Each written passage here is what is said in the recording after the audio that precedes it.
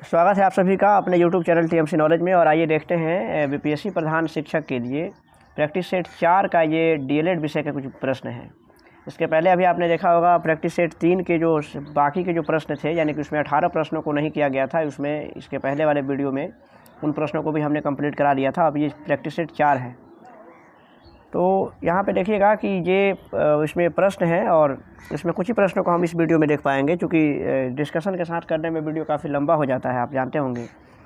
तो यहाँ पे देखिए, इसका पहला प्रश्न है कि पाठ योजना क्या है। तो पाठ योजना क्या है, देखिए आप ऑप्शन को ध्यान से पढ़िएगा, तब इसका जवाब आपको बहुत आसानी से मिल सकता है। पाठ योजना से क्या होता है कि शिक्षकों को अपने काम को बेहतर तरीके से करने में सफलता मिलती है। क्योंकि जब हम पढ़ाने जाते हैं तो पढ़ाने की सफलता और या असफलता का भी ज्ञान होता है कि हम क्या कुछ पढ़ा पा रहे हैं, क्या कुछ बच्चों में कमी है या हम में कुछ कमी रह पा रही है। छात्रों के नए ज्ञान से उनके पिछले ज्ञान को जोड़ने में भी हमको मदद मिलती है और छात्रों के गृह कार्य करने में भी हमको मदद मिलती है। तो इस तरीके से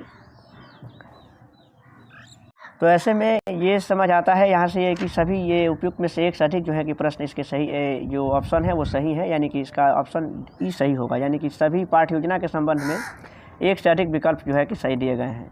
नेक्स्ट प्रश्न है कि विद्यार्थियों को कक्षा में जो कुछ भी सिखाया जाता है उसे पाठ्यक्रम में रखने का कुछ ना कुछ होता है। क्या होता है? समायोजन होता है या गुप्त उद्देश्य होता है या विचार होता है।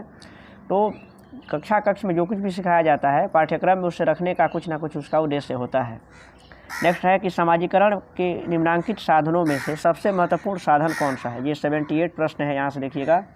यानी कि समाजीकरण के साधनों में सबसे महत्वपूर्ण साधन जो है वो शिक्षा का होता है। यानी कि शिक्षा जो है वो समाजीकरण का एक महत्वपूर्ण साधन है। नेक्स्ट प्रश्न है कि बच्चों के समाजीकरण में बच्चों में जो समाजीकरण की प्रक्रिया होती है उसमें परिवार की भूमिका क्या होती है। तो इसमें बताना है कि उसकी जो भूमिका है वो गौण है, यानी कि सेकेंडरी तौर पे है, या मुख्य भूमिका होती है, या कुछ ज़्यादा ही कम महत्वपूर्ण है। तो समाजीकरण की यानी कि बच्चों को जो समाज से जो लगाव होता है या बच्चे समाज के साथ जो अपना एक तरीके से समायोजन बनाते हैं, समाज में सीखते हैं, तो उसमें परिवार की भूमिका जो है कि महत्वपूर्ण होती है। क्योंकि आप जानते हैं कि किसी भी बच्चे के लिए या किसी भी व्यक्ति के लिए उसका जो परिवार होता है वो पहली पाठशाला होती है। क्योंकि समाज में हम रहते हैं और बहुत सारी जो इनफॉर्मल जो चीज़ें हैं वो हम अपने परिवार में ही सीखते हैं। तो इस तरीके से इसकी मुख्य भूमिका होती है और सही जवाब इसका ऑप्शन बी में है। नेक्स्ट प्रश्न है कि बाल विकास की किस अवस्था में बालक का आकर्षण विषम लिंगी के प्रति अधिक हो जाता है। बाल को ये बताना है कि किस अवस्था में जो बालकों का आकर्षण जो होता है वो अपने से यानी कि अपोजिट सेक्स की तरफ हो जाता है, विषम लिंगी के प्रति ज़्यादा हो जाता है। और ये किशोरावस्था के समय में होता है। आप जानते हैं कि किशोरावस्था के समय में बच्चों में या हम कहें कि विद्यार्थियों में तरीके से हार्मोनल जो चेंजेज होते हैं वो बहुत तेज़ी से होते हैं और इसमें बहुत सारे शारीरिक और मानसिक बदलाव होते हैं, जिसके कारण विषम लिंगी के प्रति जो है कि आकर्षण होना स्वाभाविक हो जाता है।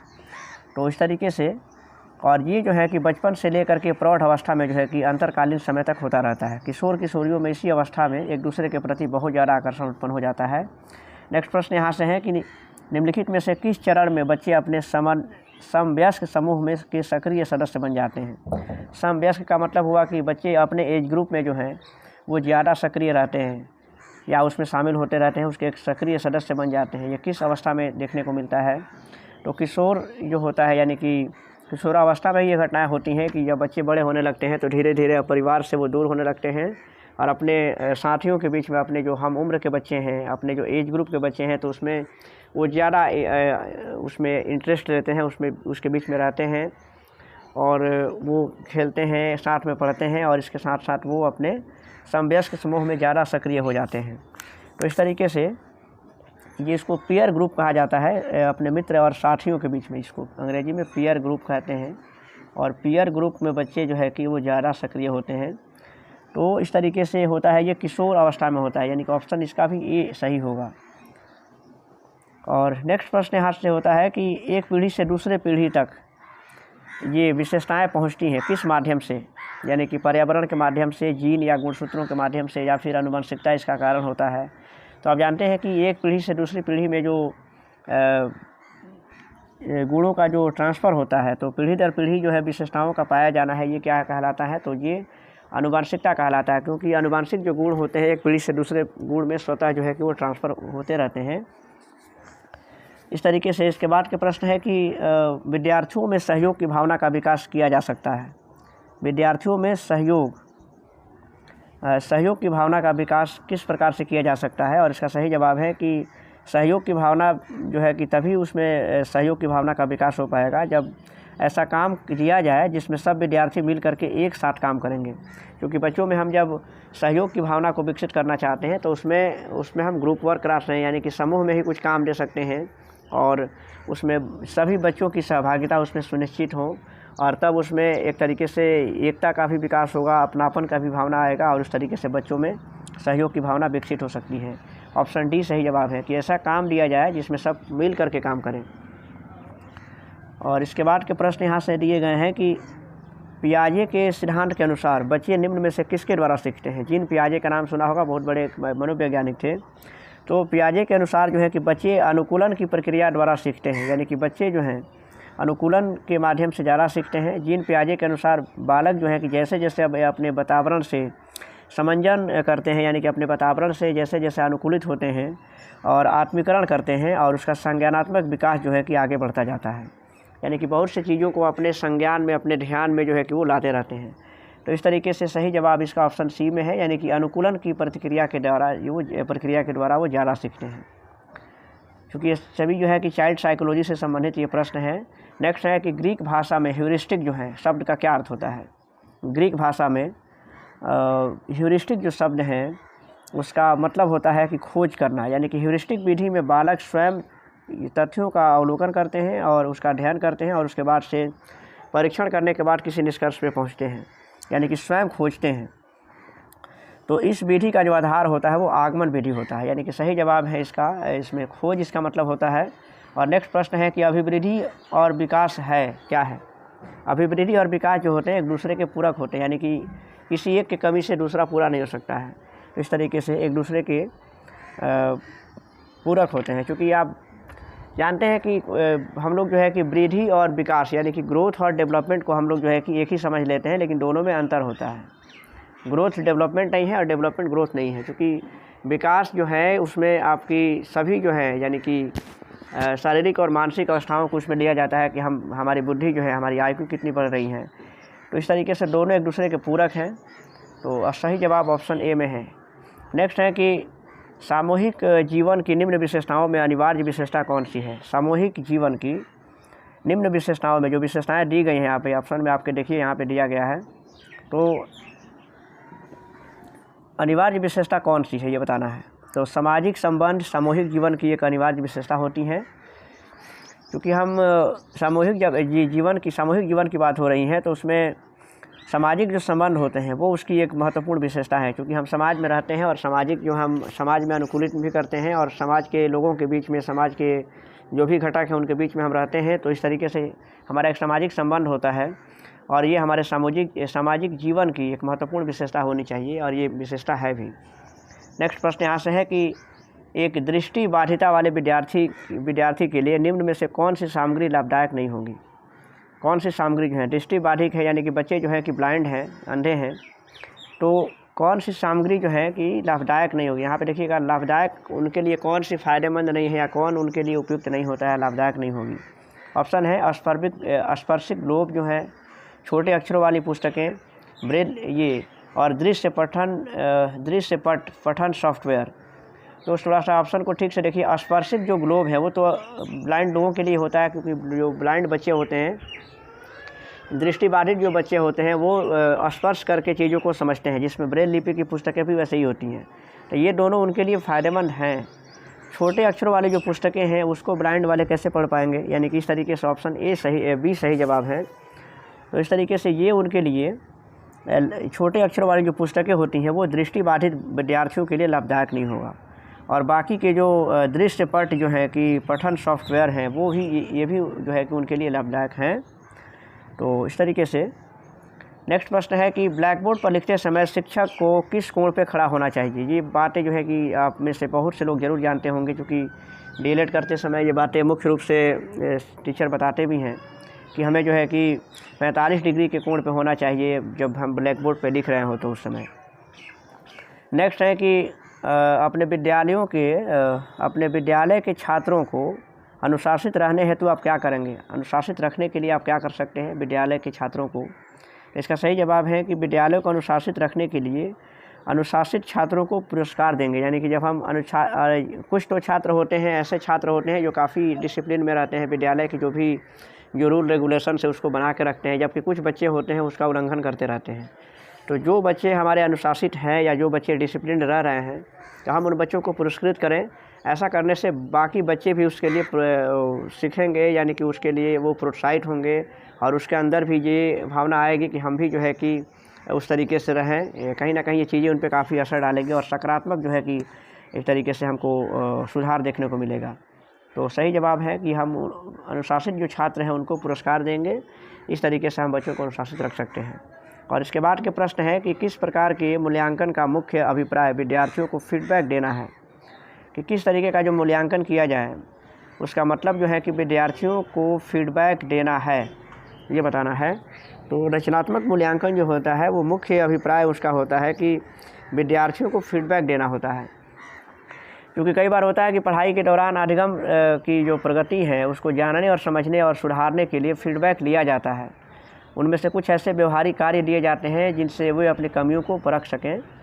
तो और उन कमियों को जो है कि नियमित अभ्यास के द्वारा दूर किया जा सकता है। तो रचनात्मक मूल्यांकन इसका सही जवाब होगा। इसका मतलब होता है कि बच्चों को आप फीडबैक दे रहे हैं, कुछ करने के लिए उनको दे रहे हैं, कुछ क्रिएटिव चीज़ों को आप करा रहे हैं और वो उससे बच्चे जो है कि सीख पा रहे हैं। और इसके बाद का प्रश्न है कि शिक्षकों को उत्तर पुस्तिका का मूल्यांकन कैसे करना चाहिए? शिक्षकों को उत्तर पुस्तिका का मूल्यांकन जो करना चाहिए वो सावधानीपूर्वक करनी चाहिए, क्योंकि मूल्यांकन के द्वारा ही अज्ञात किया जा सकता है कि पूर्व निर्धारित उद्देश्य की प्राप्ति किस सीमा तक या किस हद तक हुई है या उसमें क्या कमी रह गई हैं, छात्रों की क्या कठिनाइयाँ हैं, क्या कमियाँ हैं और भी बहुत सारी चीज़ों को जानने में हमें सहायता मिलती है। तो मूल्यांकन को काफ़ी सावधानी से करना चाहिए, क्योंकि आपके द्वारा जरा सी लापरवाही जो है कि किसी बच्चे पर नकारात्मक प्रभाव डाल सकती हैं या उसका मूल्यांकन सही तरीके से नहीं हो सकता है। इसके बाद के प्रश्न है कि चरित्र को निश्चित करने वाला महत्वपूर्ण कारक कौन सा है? चरित्र को निश्चित करने वाला जो महत्वपूर्ण कारक है सामाजिक कारक होता है। यानी कि सामाजिक कारक जो होते हैं वो हमारे चरित्र को निश्चित करते हैं, क्योंकि समाज में बहुत सारी चीज़ें होती हैं जिससे हमें गुजरना पड़ता है। और एक तरीके से कहें कि समाज ही जो है कि आपके चरित्र का एक सर्टिफिकेट देता है। तो सामाजिक कारक जो है कि चरित्र को निश्चित करने वाले महत्वपूर्ण कारक होते हैं। तो इस तरीके से ये स्वागत है आप सभी का अपने YouTube चैनल TMC नॉलेज में। और आइए देखते हैं ये BPSC प्रधान शिक्षक के लिए प्रैक्टिस सेट 4 का DLED विषय के कुछ प्रश्न हैं। इसके पहले हमने आपको 75 से 93 तक के प्रश्न बताए थे जो DLED विषय के थे। अब उसके आगे के प्रश्न इस वीडियो में आपको देखने को मिलेंगे। तो आइए देखते हैं और शुरू करते हैं। आज का ये पहला प्रश्न है कि जिस आयु में बालक की मानसिक योग्यता का लगभग पूर्ण विकास हो जाता है वह उम्र कितनी होती है? तो इसमें हम प्रयास करेंगे कि प्रश्नों का जो उत्तर है उसको संक्षिप्त में और जल्दी से देने का, क्योंकि समय भी कम है और अभी बहुत सारे प्रैक्टिस सेट करने भी हैं। तो इसका सही जवाब है कि 14 वर्ष की आयु में बालकों का जो मानसिक जो विकास होता है वो पूरी तरह से लगभग हो जाता है। और आप जानते हैं कि 14 वर्ष की जो आयु होती है वो किशोरावस्था की आयु होती है। और किशोरावस्था में बालक एवं बालिकाओं की संवेदना और उसमें जो कल्पना, चिंतन और तर्क करने की जो समस्या समाधान आदि सभी विषयों पर उनकी मानसिक शक्ति का पूर्ण तरीके से विकास हो जाता है। तो सही जवाब इसमें 14 वर्ष होगा इसका, ये ऑप्शन ए सही है इसके लिए। नेक्स्ट प्रश्न है कि शिक्षा के क्षेत्र में पाठ्यचर्या यानी कि जो करिकुलम जो शब्दावली है वो किस ओर संकेत करती हैं? करिकुलम जो एक शब्द होता है जिसको पाठ्यचर्या कहते हैं, तो इसका संकेत जो होता है वो विद्यालय का संपूर्ण कार्यक्रम जिसमें विद्यार्थी प्रतिदिन अपने अनुभवों को प्राप्त करता है और कुछ सीखते हैं। तो उन सभी चीज़ों का ये एक तरीके से संक्षिप्त एक ये शब्दावली है पाठ्यचर्या जिसको कहते हैं। ऑप्शन बी सही जवाब है इसके लिए। नेक्स्ट प्रश्न है कि विकास की किस अवस्था में बुद्धि का अधिकतम विकास होता है? विकास ये निरंतर चलने वाली एक प्रक्रिया है और ये बताना है कि विकास की किस अवस्था में बुद्धि का सबसे ज़्यादा विकास होता है। और सही जवाब है कि जो किशोरावस्था की उम्र होती है उसमें बुद्धि का विकास सबसे ज़्यादा यानी कि सबसे अधिकतम होता है। तो सही जवाब है ऑप्शन सी। नेक्स्ट प्रश्न है कि छात्रों द्वारा किए गए परियोजना यानी कि जो प्रोजेक्ट वर्क होता है उसका मूल्यांकन किस प्रकार के मूल्यांकन के अंतर्गत आता है। हम छात्रों के अगर कुछ परियोजना कार्य देते हैं तो उसका जब मूल्यांकन करते हैं तो जो ये मूल्यांकन कार्य उनका होता है वो किसके अंतर्गत आएगा ये बताना है। और सही जवाब है कि वो रचनात्मक मूल्यांकन के अंतर्गत आता है, क्योंकि जो छात्रों को जो परियोजना कार्य दिए जाते हैं, जो भी प्रोजेक्ट होता है, तो उसमें बच्चों की एक तरीके से वो क्रिएटिविटी होती हैं। रचनात्मक मूल्यांकन के अंतर्गत जो है कि परियोजना कार्य को रखा जाता है। इसके बाद के प्रश्न है कि कक्षा शिक्षण में ICT प्रयुक्त करते समय ये बताना है कि उसमें ICT का प्रयोग करने की बात कही गई है कि जब ICT का प्रयोग हो तो उस समय क्या करना चाहिए या उसके लिए इसमें से कौन से ऑप्शन जो है कि सही है। और इसका सही जवाब है कि कक्षा शिक्षण में ICT का प्रयोग करते समय या प्रयुक्त करते समय उसको अध्यापक की भूमिका तरीके से समन्वयक के रूप में होती हैं। तो इस तरीके से होनी चाहिए उसकी भूमिका, समन्वयक के रूप में हो, और ऑप्शन बी सही जवाब इसके लिए। और नेक्स्ट प्रश्न है कि निम्नलिखित में से ICT के सूचनात्मक उपकरणों के उदाहरण कौन से हैं। ICT का जो सूचनात्मक जो इंफॉर्मेटिव जो उसका विपन है वो कौन सा है। तो इसमें देख सकते हैं आप कि ऑप्शन आपके सामने है, उसमें जो www होता है जिसको वर्ल्ड वाइड वेब कहते हैं, तो वो ICT के सूचनात्मक उपकरणों का एक तरीके से उदाहरण है। यानी कि www जो है जिसको वर्ल्ड वाइड वेब जो ये ऑप्शन ए में दिया हुआ है, ये उसके सूचनात्मक उपकरण के रूप में आते हैं। नेक्स्ट प्रश्न है कि अनुशासन में शिक्षक की विफलता का सबसे बुनियादी कारण शिक्षक की ये क्या है। अगर अनुशासन में कमी होती है तो शिक्षक की अगर अनुशासनिक कार्यों को करने में या लागू करने में या अनुशासन को बनाए रखने में अगर एक शिक्षक विफल होता है तो उसके सबसे बुनियादी कारण क्या हो सकता है। तो शिक्षकों में किस चीज़ की कमी है, या अपने विषयों के ज्ञान की कमी है, या शिक्षण विधियों में दक्षता की कमी है। ऑप्शन तमाम आपके सामने हैं और इसका सही जवाब है कि अनुशासन में अगर कोई शिक्षक विफल होता है तो शिक्षक की जो विफलता होती है उसकी सबसे बुनियादी जो उसका कारण है शिक्षक की शिक्षण विधियों में दक्षता की कमी मानी जाती है। ऐसा माना जाएगा कि उस शिक्षक में शिक्षण विधियों की कमी है, यानी कि उसमें वो दक्ष नहीं है और इस वजह से कक्षा में अनुशासन नहीं लागू हो पा रहा है। इसके बाद के प्रश्न है कि मंद बुद्धि, अल्प बुद्धि और विकल्प बुद्धि, मूढ़ इत्यादि किसके अर्थ को परिभाषित करते हैं। और सही जवाब है कि ये मानसिक मंदता को ये संदर्भित करते हैं, क्योंकि आप जानते हैं कि अगर मानसिक रूप से कोई विद्यार्थी मंद है मतलब कम है, या उसकी मानसिक शक्ति बिल्कुल ही विकसित नहीं है, बिल्कुल ही कम है, तो जाहिर सी बात है कि वैसे बच्चे मंद बुद्धि भी होंगे, अल्प बुद्धि वाले भी होंगे और विकल्प बुद्धि वाले भी होंगे। मूढ़ जिसको मूर्ख भी कहते हैं, यानी कि जाहिर सी बात है कि जब उसकी मानसिक शक्ति ही मंद है तो वो किसी भी विषय में या किसी भी कार्य में उसकी बुद्धि उतनी प्रखर नहीं होगी, तो जाहिर सी बात है ये मानसिक मंदता की ओर ले जाएगा।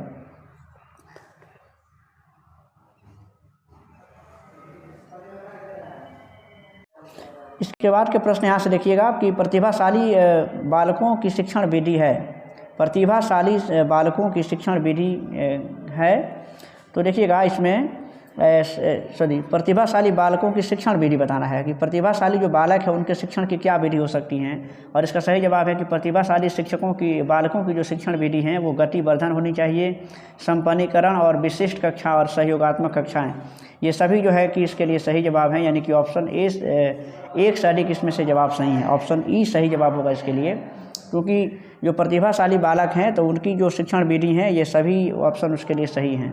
उनके लिए स्पेशल क्लास भी हो सकते हैं, सहयोगात्मक क्लास भी हो सकते हैं और गतिवर्धन क्लास भी हो सकते हैं। इस तरीके से इसके बाद के यहाँ से प्रश्न आप देख सकते हैं कि समस्यात्मक बालकों की कौन सी कमियां पाई जाती हैं। समस्यात्मक जो बालक होते हैं उनमें कौन सी कमियां पाई जाती हैं। तो देखिएगा इसमें समस्यात्मक बालकों में जो कमियों की बात की जाए तो जब हम विकल्प देखते हैं तो उसमें जो दिया हुआ है कि चोरी करना, झूठ बोलना, क्रोध करना या फिर आलस करना, ये सभी जो है कि उनमें कमियां पाई जाती हैं।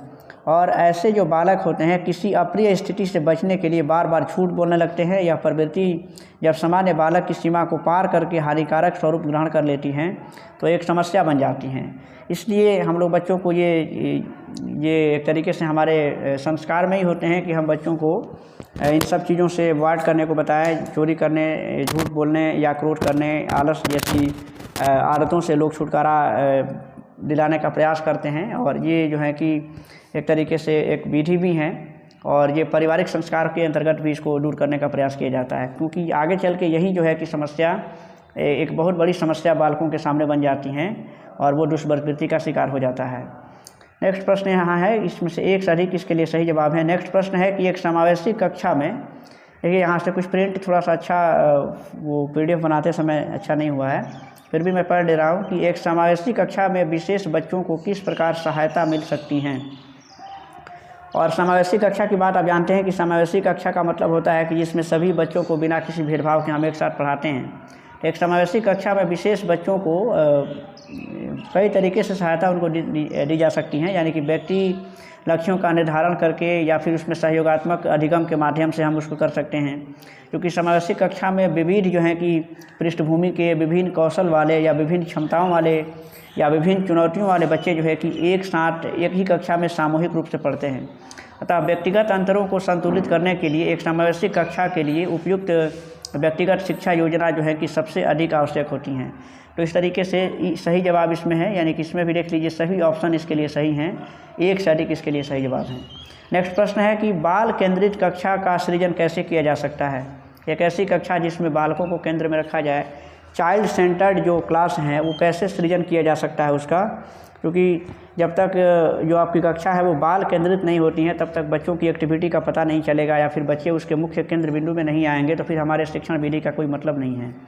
बाल केंद्रित कक्षा का सृजन जो है कि शिक्षार्थियों को उनके निष्पादन के बारे में समय पर जो है कि प्रतिपुष्टि दे करके कर सकते हैं। बाल केंद्रित कक्षाओं में शिक्षण की प्रक्रिया जो है कि शिक्षकों के संवाद का तरीका ऐसा होता है जिसमें बच्चों की जो भागीदारी होती हैं या बच्चों की जो सहभागिता होती हैं वो उसके ज़्यादा उनको अवसर मिलने चाहिए। ऐसी कक्षा में हम जो है कि कक्षाओं को हम बाल केंद्रित कक्षा कर सकते हैं और इसमें बालकों को हम और अधिक तरीके से उनको निखार ला सकते हैं, उसके अंदर या उनकी कौशल क्षमताओं को हम निखार सकते हैं। ऑप्शन ए सही जवाब है इसके लिए। नेक्स्ट प्रश्न है कि एक कक्षा में अध्यापिका भिन्न जातियों के समूह वाले अधिगमकर्ताओं के लिए समावेशी वातावरण की रचना जो है कि कैसे कर सकती हैं, जिसमें भिन्न जाति समूह के बच्चे हैं और उसके लिए समावेशी वातावरण की रचना कैसे की जा सकती हैं एक अध्यापिका के लिए, ये क्या ऑप्शन इसमें से आप ढूंढ सकते हैं।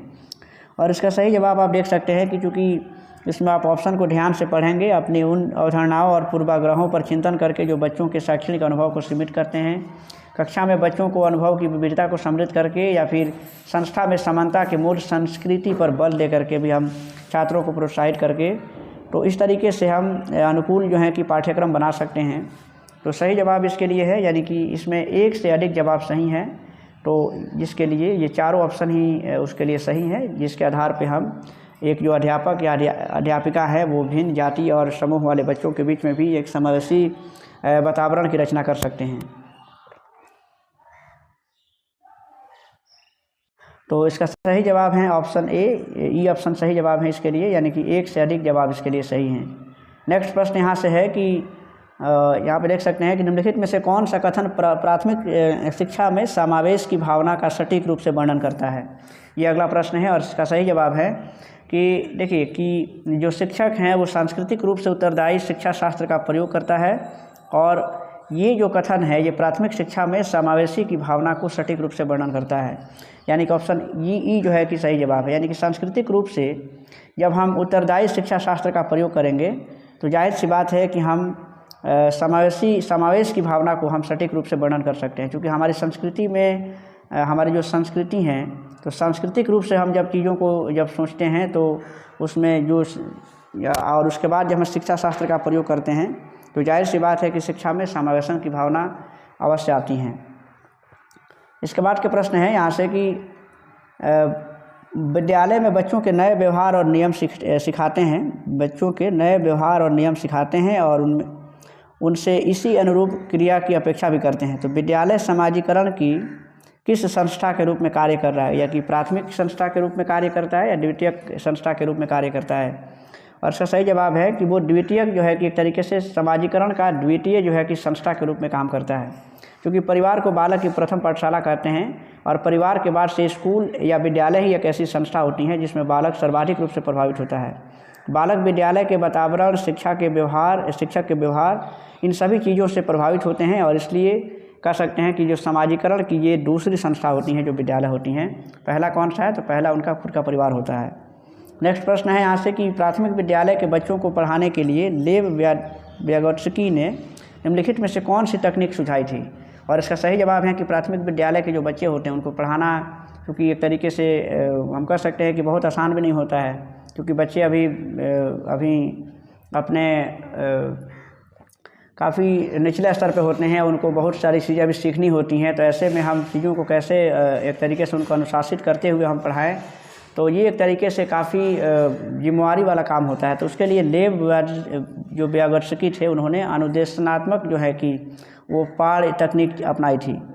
और इसका तात्पर्य है कि छात्रों को सीखने और समस्या समाधान के लिए दिए जाने वाले जो समर्थन से उनका संबंध है, और इस शिक्षण प्रक्रिया में बच्चों को दिए जाने वाला निर्देश की मात्रा जो है उनके स्वरूप और विकास के स्तर के अनुरूप होती हैं।